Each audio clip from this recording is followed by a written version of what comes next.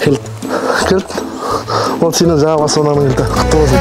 Әке, сен асқар тауым еңселісің, қадір мен қасиеттің өлшемісің.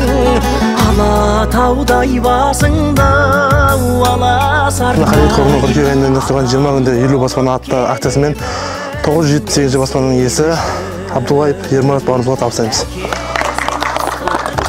Рахмет, Алла разы болсын. Қарекет қолына алғысым шексіз. Бұндай күтпен, бұндай оларын. Ішіне өзім не шықты деп ойладым, осырмағанды. Бұның бәрі арнайы, сіз үшін мына сөйтіп қазылу керек болып, бәрі арнайы жасаған дүние.